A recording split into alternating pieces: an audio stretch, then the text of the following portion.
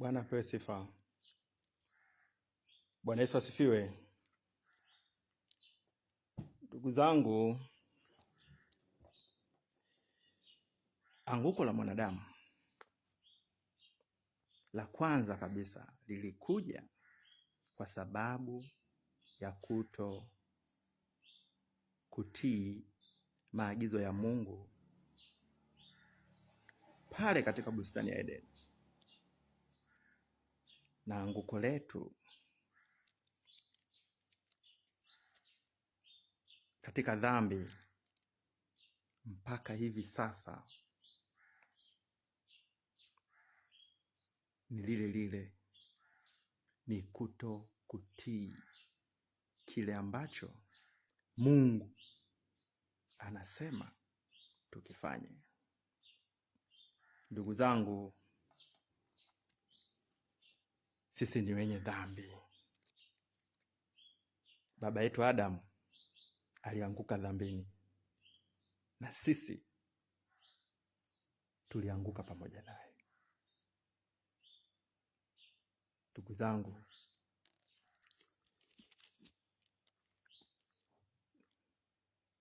katika Mwanzo 3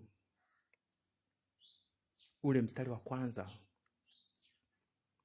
kwamba nyoka aliyeumbwa na Mungu ni alionekana mwerevu, ambaye huyo nyoka ndiye aliyemdanganya Hawa na kumsababisha aweze kula tunda ambalo Mungu, huo mti, alikataza. Je, iliwezekana vipi nyoka kuongea na mwanadamu?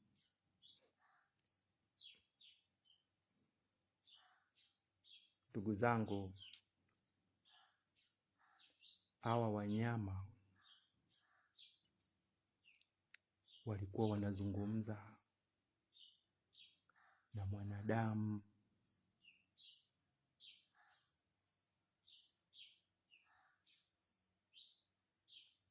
Kama mwanadamu anavyozungumza na mwanadamu mwenzie.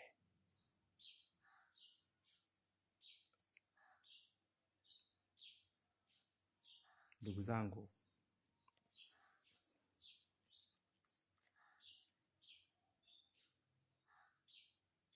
huyo mnyama, huyo nyoka aliyekuwa anazungumza hapa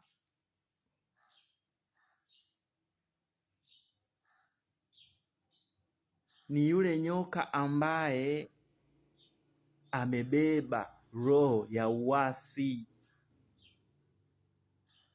Kwa hiyo katika umbo anaonekana ni nyoka, lakini katika roho inaonekana ni roho ya uasi. Shetani ni uasi dhidi ya Mungu, ni kwenda kinyume na mapenzi ya Mungu. Ni roho.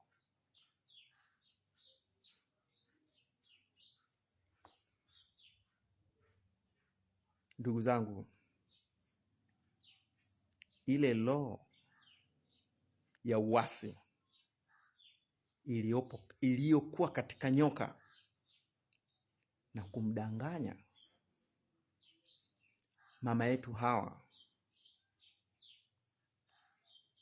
ndugu zangu, ile roho ya uasi ndivyo ilivyo leo.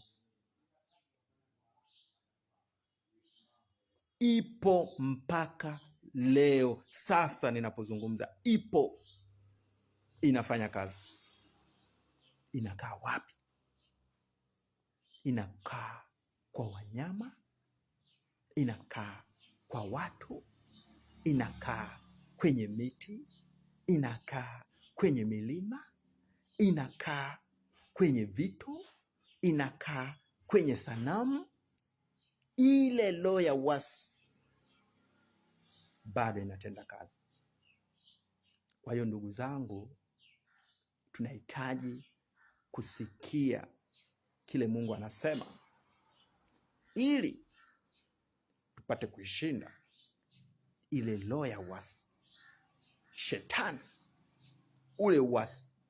Ili tuushinde, ni lazima tulisikie neno la Mungu. Ni lazima tumng'ang'anie huyu Mungu kwa bidii.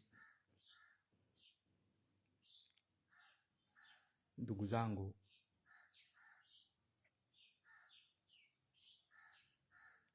Mungu atupe nguvu za kushinda shetani.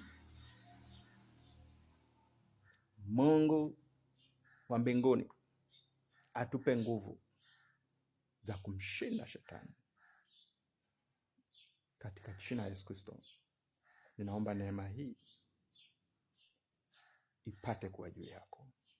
Uwezo wa kuishinda ile roho ya uasi.